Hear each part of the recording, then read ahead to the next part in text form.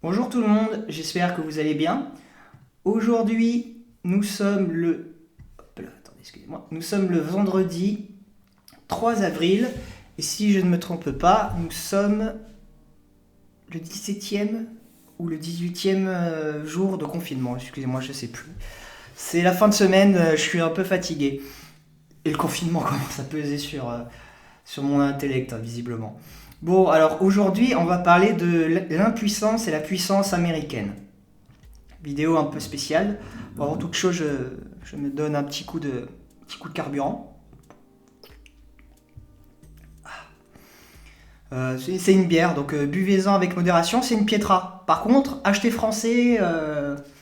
Bon, dans cette période de difficulté économique, il faut essayer de soutenir l'économie, arrêter d'acheter des merdes importées de partout. Quand vous pouvez acheter français. Donc là, en l'occurrence, j'achète Corse.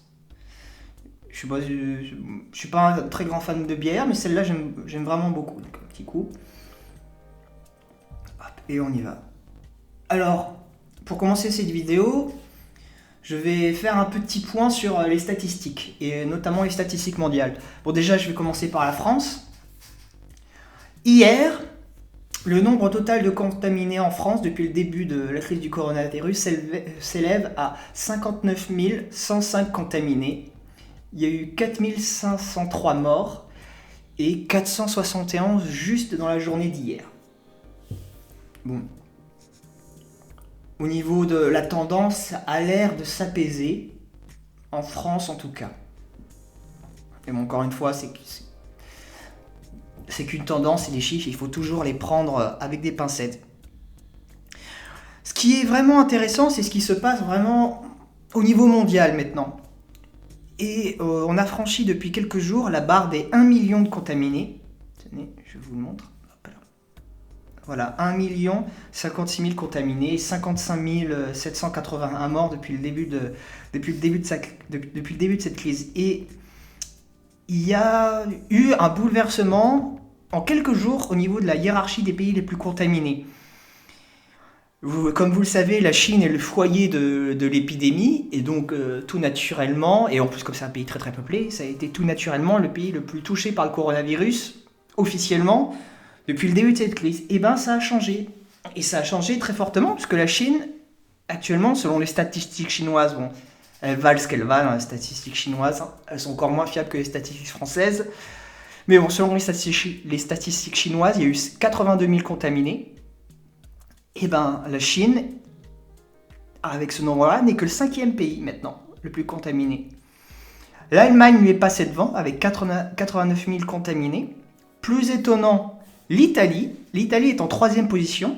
Elle a longtemps été 2e derrière la Chine. Et là, il y a 2 pays qui lui sont passés devant. Donc l'Italie, 115 000 contaminés. Le deuxième est assez étonnant, on en parle très peu, mais c'est l'Espagne. Voilà, l'Espagne, depuis le début de cette crise, on sait que c'est difficile là-bas, mais les médias ne font pas vraiment de focus là-dessus.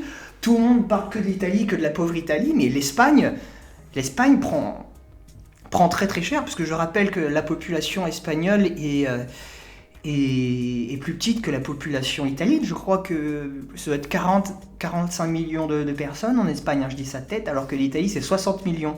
Pourtant, l'Espagne est devant eux. Et autre fait très important qui va nous intéresser aujourd'hui, ce sont les États-Unis. Les États-Unis avec 257 000 contaminés. Rendez-vous compte, les États-Unis, ils ont plus de contaminés que l'Espagne et l'Italie réunis. Ils sont vraiment dans une mauvaise posture, et il ne faut pas oublier que les États-Unis ont un décalage par rapport à la France. Rappelez-vous, au départ de cette crise, tout le monde disait que l'Italie avait une semaine, 10 jours d'avance sur la France, et bien les États-Unis, c'est un peu pareil.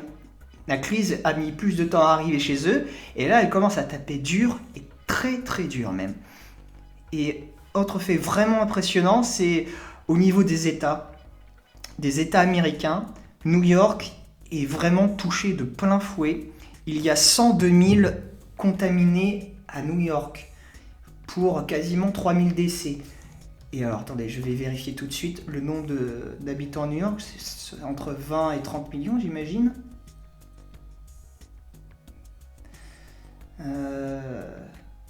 Bon, alors j'ai le nombre de vivants à New York même, mais j'ai pas au niveau de l'État. Bon, tant pis.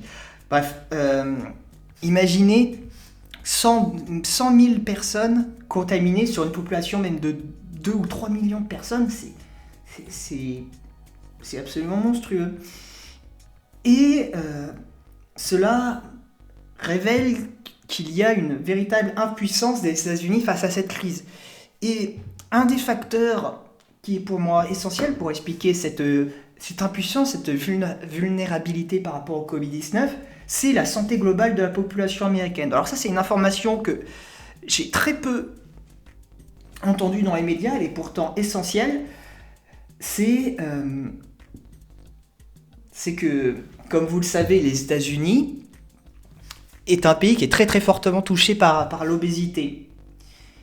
Il y a pratiquement 40% de la population américaine qui est obèse, et ils sont aussi très très fortement touchés par le diabète, puisque un tiers des Américains seraient diabétiques. Or, l'obésité et le diabète sont des facteurs à risque, des facteurs aggravants dans le cadre du Covid-19. Rendez-vous compte, 40% de toute la population américaine est intrinsèquement sensible et en faiblesse par rapport à ce virus.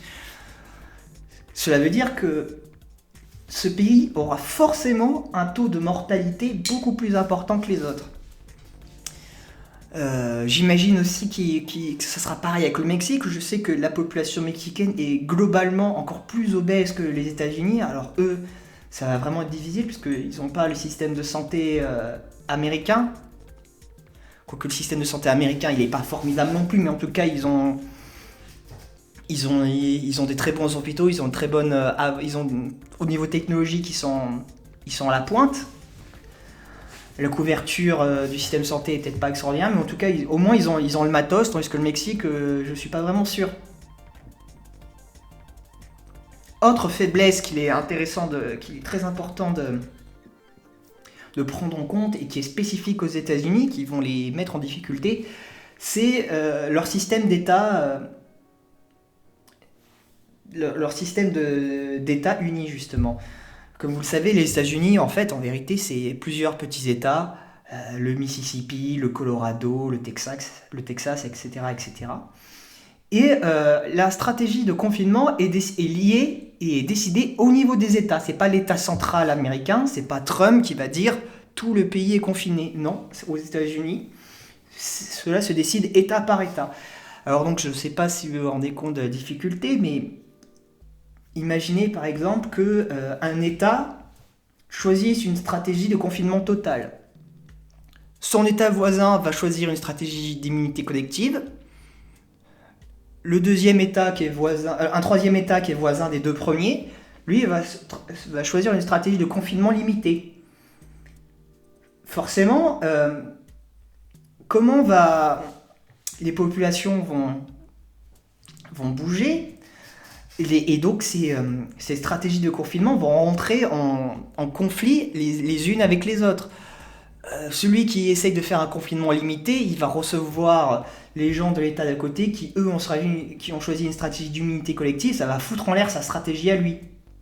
Donc forcément, ces stratégies vont s'entrechoquer et vont s'annuler les unes les autres. Ou en tout cas, interférer entre elles. Donc ça risque de poser des soucis. Puisque, alors là, je pense pas que ça risque d'être bien plus grave que pour l'Union Européenne, puisque dans l'Union Européenne, on a remis des frontières au niveau des pays. Je pense pas qu'aux États-Unis, ils puissent mettre des frontières au niveau des États, voyez. Donc vraiment, les stratégies vont rentrer en conflit les unes avec les autres. Et donc, face à cette faiblesse américaine, les États-Unis, pour compenser cela, utilisent leur puissance brute. Puisque, vous le savez, les États-Unis restent la première puissance mondiale, que ce soit au niveau économique, ou au niveau militaire, ou au niveau financier. Et donc, ils s'en servent. Vous avez certainement entendu parler de cette news qui circule depuis plusieurs jours, comme quoi les Américains, on ne sait pas qui d'ailleurs, on ne sait pas si c'est les États, le Colorado par exemple, du type le Colorado ou le Texas, ou si c'est l'État central, des Américains auraient racheté comme ça, sur le tarmac des aéroports chinois, des masques qui avaient été commandés par la France. Ils les auraient rachetés 3 fois plus cher avec du cash. Bon. Ça me semble un petit peu suspect quand même. Bon, malgré le fait que ce soit des présidents de régions françaises qui aient dit cela, bon, après tout, il n'y a pas de raison de ne pas les croire, mais le storytelling qui est fait par les médias est quand même assez particulier. Voilà, des Américains avec des énormes valises de cash qui rachètent comme ça sur le tarmac des aéroports chinois les masques français. Bon, c'est assez étrange. Et d'autant plus que ça a été démenti récemment par les Américains eux-mêmes. Donc, bon, je ne sais pas s'il faut croire ou pas cette news, juste de la prendre avec des pincettes, et on va dire que j'y crois. Cela montre justement ce que je vous disais, cette stratégie de puissance des États-Unis. Comme ils ont une faiblesse, ils retournent sur leurs fondamentaux, c'est-à-dire la puissance brute, le pognon, pour racheter des masques aux dépens des autres pays dans le monde. Et j'ai vu beaucoup de Français, beaucoup de gens sur les médias sociaux, ou même dans ma famille, avoir du ressentiment vis-à-vis de Donald Trump. Bon, encore une fois, on ne sait pas s'il en est directement responsable de cette situation, mais voilà, du ressentiment vis-à-vis du grand méchant Trump, hein, n'est-ce pas ? Et j'ai trouvé ça, moi je suis désolé, de mon côté, je n'arrive pas à avoir du ressentiment vis-à-vis de lui. Ok, ça m'attriste, puisque bon, c'est des masques qui étaient destinés à la France, mon pays, notre pays, donc ça va nous mettre en difficulté. Mais je peux pas en vouloir à quelqu'un qui se bat pour son peuple, qui se bat pour obtenir les ressources nécessaires pour que des Américains puissent s'en sortir. Moi, j'en veux bien plus aux Français et aux Européens de dilapider leur argent dans des choses qui ne sont pas directement utiles aux Européens. Moi j'en veux bien plus aux Européens de donner 750 millions d'euros aux Maghrébins, j'ai rien contre les Maghrébins, mais cet argent devrait avant tout revenir aux Européens pour justement avoir plus d'argent pour pouvoir acheter plus de masques et peser bien plus face aux États-Unis. C'est ça la logique, il faut arrêter de prendre les problèmes à l'envers et en vouloir à Donald Trump de faire ce qu'il faut, alors que nos gouvernements, à nous, ne font pas ce qu'il faut pour sortir de cette situation. On est en guerre, mais on ne se donne pas les moyens de gagner cette guerre. Encore une fois, c'est toujours ça le problème.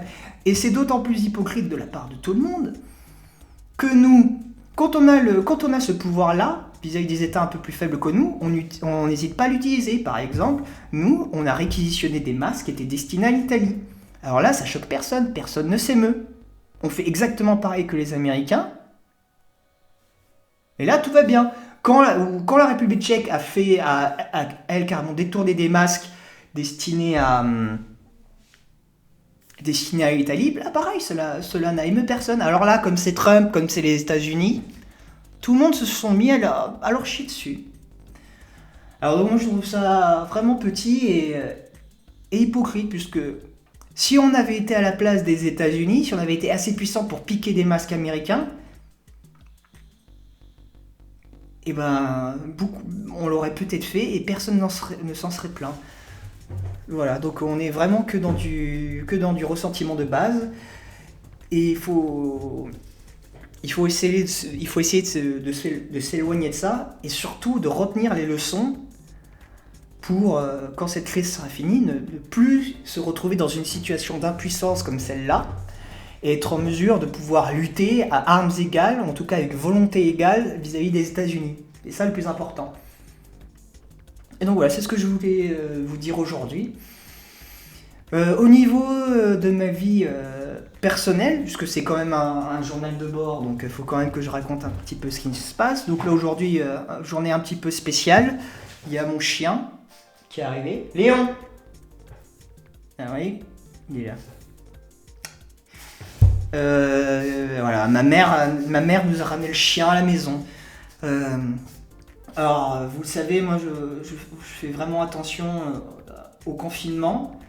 Moi et mon frère, on est vraiment très scrupuleux de ça. On ne sort que pour faire les courses et quand on sort, on fait des énormes courses. On ne sort pas à faire acheter un paquet de pâtes pour revenir le lendemain. Non, moi personnellement, je suis sorti que 2 fois depuis le début de cette quarantaine. Et ma mère, bon, nous a proposé de nous passer le chien quelques jours pour, euh, pour passer le temps. Bon, c'est pas forcément très respectueux du confinement. Je suis d'accord, bon, voilà. On a été faible, ça a été notre seul petit entorse au confinement depuis le départ. Voilà, sinon, bah, je fais les courses aujourd'hui. C'est quand même assez étonnant parce que mon frère a fait les courses dans la ville d'à côté. Il y avait une énorme queue visiblement à l'entrée des magasins. Et moi j'ai fait la course, la course d'aujourd'hui dans la ville, dans la ville dans laquelle on est, et aucune queue.